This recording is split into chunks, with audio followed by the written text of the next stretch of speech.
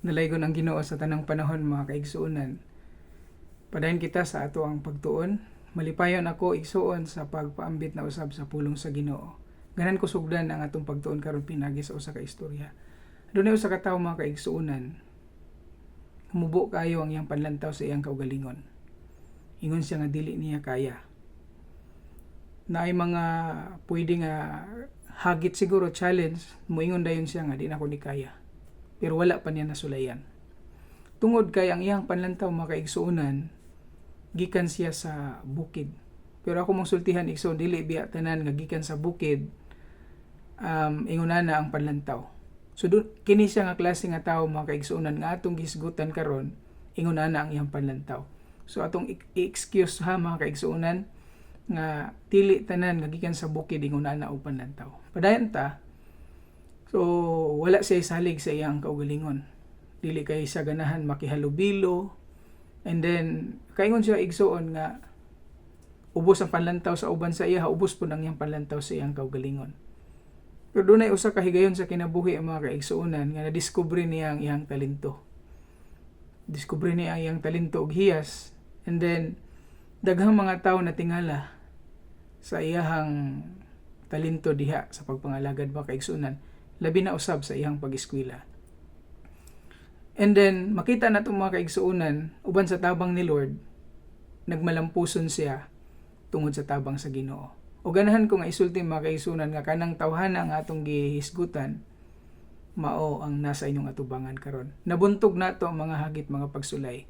Dili day mahimong babag kung asa kagikan, basta gamiton ka sa Ginoo. Ug hinaot igsuon sa atong padayong pagtuon karon, magamit na to kiniingon nga pahinumdom ang pulong sa Ginoo. Kung sugdan ang atong pagtuon karon, pinaagi sa ato ang paghinumdom sa sulat ni Mateo, mga kaigsuonan, Book of Matthew chapter 11 verse 28 to 30, naingon diha, mga igsuon, duol kamo kanako kamong tanan nagibugatan sa inyong gipas-an, kay papahulayon ko kamo. Isangon ninyo ang akong yugo ug sundan ninyo ako, kay malumo akong mapainobsanon sa espiritu ug makapahulay kamo, kay sayon ang yugo nga akong isangon ug ipapas-an ko kaninyo.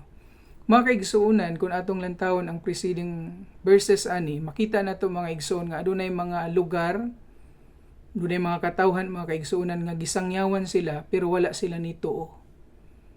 Ang gisulti, mga kaigsuonan, nga maayo pa ang mahitabo sa Tiro, sa Sidon, sa Sodoma o Gomora kaysa inyo sa katapusang mga adlaw. So makita nato, mga kaigsuonan, si Ginoong Hesukristo, kuyog niya ang iyang mga disipulo. Gusto niya nga ipabati sa ila bisan pa man sa iyang mga audiences. Kay nasayod to, mga kaigsuonan, ang Hudyo, dunay upat ka klase nga Hudyo, mga kaigsuonan. Una, gitawag kini siya og Pharisees. Ang Pharisee, mga kaigsuonan, nagtuo sila sa pagkabanhaw. Ikaduha, ang Sadducees, dili sila motuo sa pagkabanhaw. Ikatulo, mga kaigsuonan, ang Essence, muni sila ang mga tao nga grabe ka strikto kabahin sa balaod. O ang katapusan, gitawag sa Zealots, grabe sa tradisyon o ang mga seremonyas, mga kaigsuonan.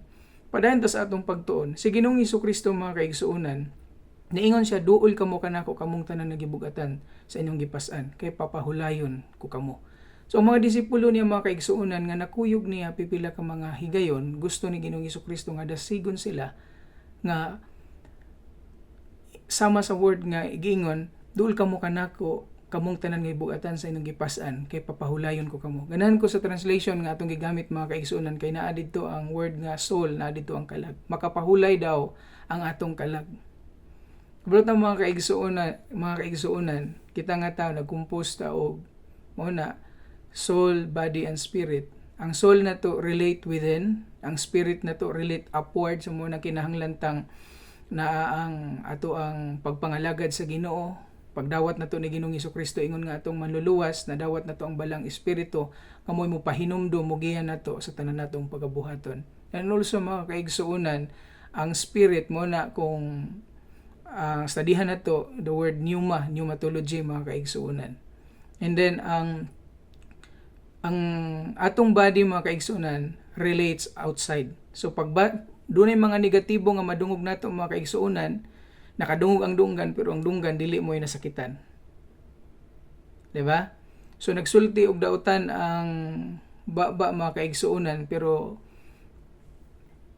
kuan lang kumbaga na ay pag-relay sa mensahe mga kaigsuonan, na ay gibati sa atong sulod o na ay gihuna-huna natong dili maayo. Ngano nakasulti ko ana mga kaigsuonan, kay ganahan ko uban sa tabang ni Lord nga unta nga mahatagan og igong pagtagad ang atong sitwasyon karon. Basin og ang atong giatubang karon mga kaigsuonan ang problema sa sulod, ang atong soul nga bahin. Muna lisod ayuhon mga kaigsuonan ang sakit sa kalag, muna ang soul na to. Base na ay mga tao nga wala pa nato napasaylo, na mga pagdumot, na mga butang nga dili maayo nga nasa sulod nato nga bahin, muna siya ang usahay makapababag sa atong pagpangalagad sa Ginoo igsoon. So duol ta sa Ginoo, ningon si Lord, duol kamo kanako, kamong tanan nga gibug-atan sa inyong gipas-an kay papahulayon ko kamo. Gusto ni Ginoong Hesukristo nga unta dili mahisama ang iyang disipulo sa mga Pharisees, Sadducees, Essence, and then gitawag nga mga zealots mga kaigsuonan. Kay ang mga disipulo niya gusto niyang tudluan og ipandam sila mga kaigsuonan kay sumaabot nga mga adlaw sila na mo'y padayon sa misyon ni Ginoong Hesukristo. Unsa karon ang imong kabug-at igsoon? Basin o relasyon diha sa panimalay, sa panag-asawa, sa mga anak, sa trabaho, ug uban pang mga butang igsoon. Motong ingon nako nga pwede lang kang mupahulay pero ayaw gyud undang sa pagpangalagad. So ang Ginoo nag-awhag na to duol, nya kinahanglan isumbong na to sa iya. Dul kamo kanako kamong tanan nagibugatan sa gipasan kay papahulayon ko kamo. Isangon ninyo ang akong yugo ug sundan ninyo ako kay malumo ako mapainobsanon sa espiritu ug makapahulay kamo sa inyong mga kalag. So makita na to mga kaigsuonan nga walay lain, dili kayang operahan sa doktor igsoon nga dili natang masuko. Dili kayang operahan sa doktor ang atong kasing-kasing, atong hunahuna nga dili na ta maghunahuna og dawtan.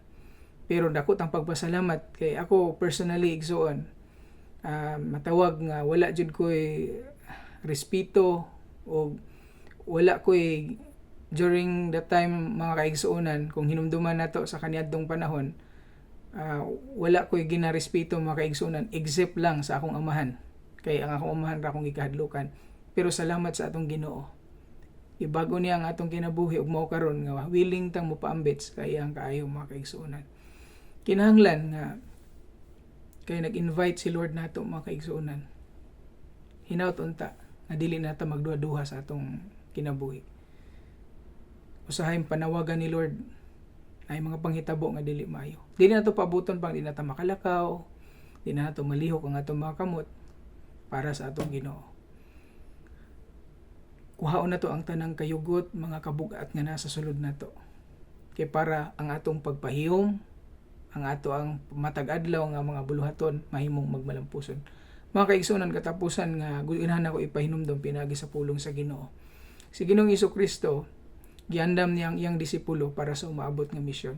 Basin igsuon og ang sitwasyon nimo karon, naka sa kalisod na ay problema kang giatubang, kay na ay mas best nga plano si Lord sa imong kinabuhi.